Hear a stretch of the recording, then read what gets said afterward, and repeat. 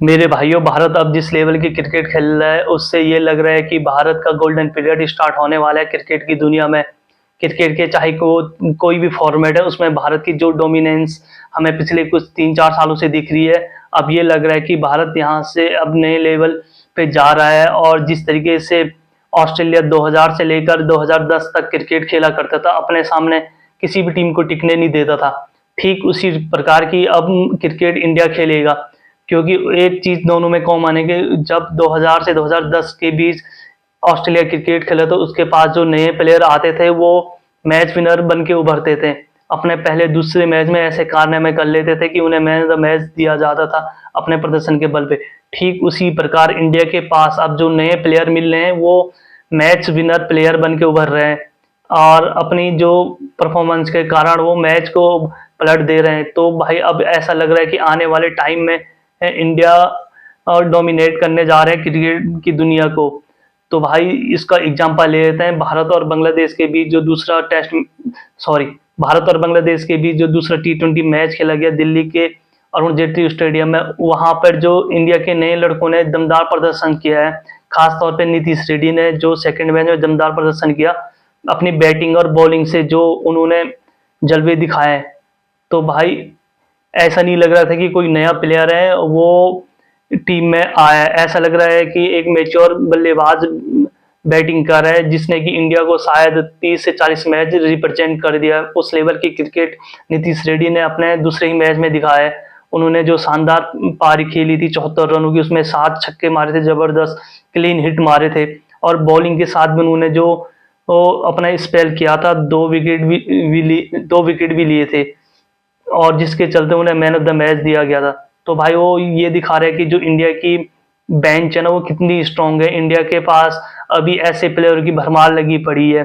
शायद मैं ये कह दूं कि ये जो अभी इंडिया की जो टीम बांग्लादेश से खेल रही है उसे पूरी ही चेंज कर लो ना, इंडिया के नए प्लेयर और 11 के 11 ले आओ, तो भाई वो भी बांग्लादेश को हरा देगी।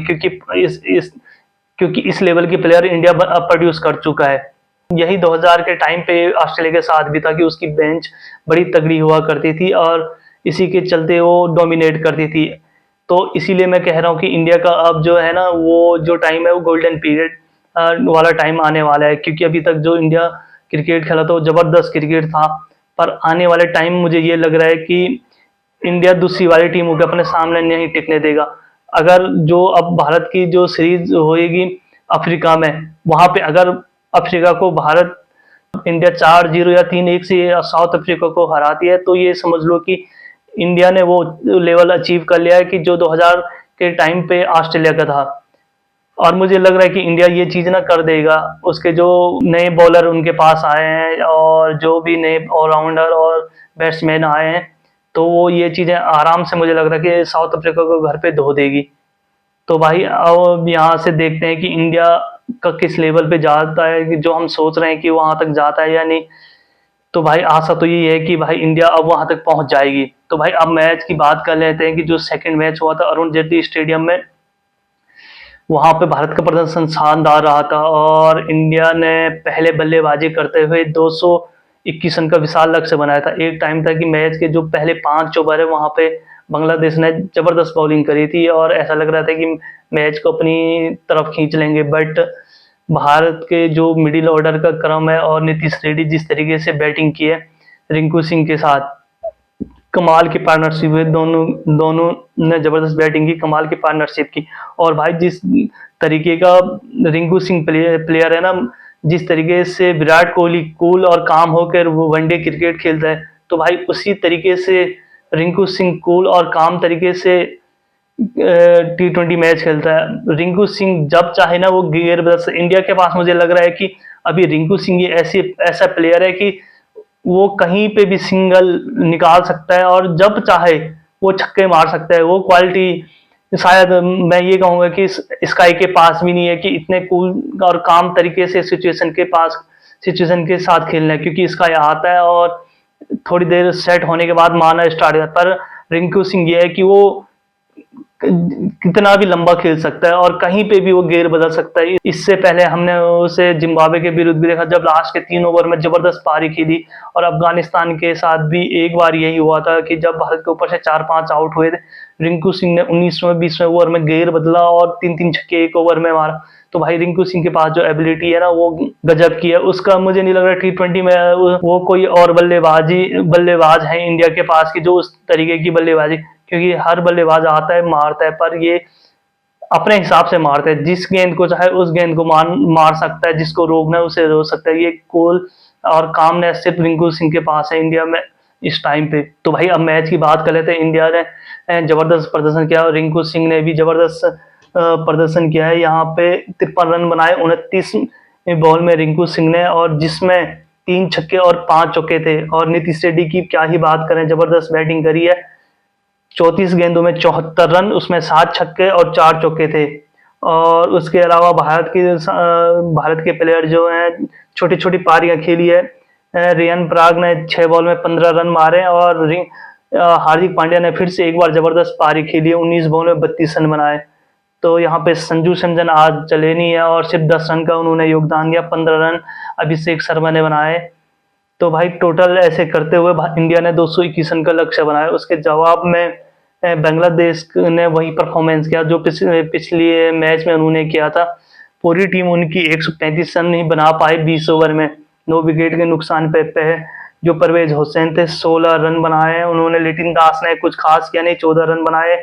नजमुल हुसैन सैंतो ने 11 रन बनाए और हरदोई ने 2 रन बनाए। मेहंदी हसन ने 16 रन बनाए। 41 रन की पारी खेली मोहम्मद अली जो सबसे ज्यादा इनके पास एक्सपीरियंस है। बहुत ही स्लो पारी खेली उन्होंने, 39 गेंदों का सामना करके उन्होंने 41 रन बनाए। जो जिस तरीके से बांग्लादेश की हारे उनमें उनका भी रोल बड़ा रहा। और इंडिया की जो बॉलिंग की बात करें ना, यहाँ पे अर्शदीप सिंह की थोड़ी पिटाई हुई थी शुरू के ओवरों में और उन्होंने विकेट भी निकाला, जैसे वो कि डेली निकालते ही है। तो भाई यहाँ पे नीतीश कुमार रेड्डी ने भी अच्छी बॉलिंग की, 4 ओवर में 23 रन देके 2 विकेट। और वाशिंगटन सुंदर को भी फिर कुछ खास करने को मिला नहीं, सिर्फ एक ही ओवर किए उन्होंने और 1 विकेट लिए, 4 रन दिए। और वरुण चक्रवर्ती ने जबरदस्त बॉलिंग करी, 4 ओवर 19 रन। अभिषेक शर्मा ने जबरदस्त बॉलिंग, 2 ओवर 10 रन 1 विकेट। और वरुण चक्रवर्ती ने 2 विकेट लिए। और मयंक यादव ने अच्छी गेंदबाजी की, 4 ओवर में 30 रन देकर 1 विकेट लिया। रियान पराग ने 2 ओवर में 16 रन देकर 1 विकेट लिया। तो भाई जो इंडिया के जो बॉलर है ना, उसमें हार्दिक पांड्या का आज नंबर आया ही नहीं कि जो प्रॉपर बॉलर थे एक इंडिया के, क्योंकि जो बाकी और भी जो पार्ट टाइम बॉलर थे और जो नए ऑलराउंडर हैं इंडिया के, उन्होंने ही जबरदस्त गेंदबाजी की। और वाशिंगटन सुंदर का भी नंबर नहीं आया, उन्होंने सिर्फ 3। तो ये लगा लो कि 7 ओवर तो जो मेन बॉलर के थे वो अभी रह गए थे। और उससे पहले बांग्लादेश पूरी निस्तो नाबूद होगी समझ लो। और जो बांग्लादेश इस टाइम पे क्रिकेट खेल रही है ना, ऐसा लग रहा था कि यार इंडिया के सामने कोई स्टेट लेवल और क्लब लेवल की टीम है जो इंडिया के सामने खेल रही है, क्योंकि इंडिया के जो प्लेयर हैं सभी नए नए प्लेयर हैं यहाँ पे। एक आध छोड़ के बाकी कोई उतना ज़्यादा एक्सपीरियंस है नहीं, और फिर भी बांग्लादेश की टीम उतना अच्छा प्रदर्शन कर नहीं पा रही है।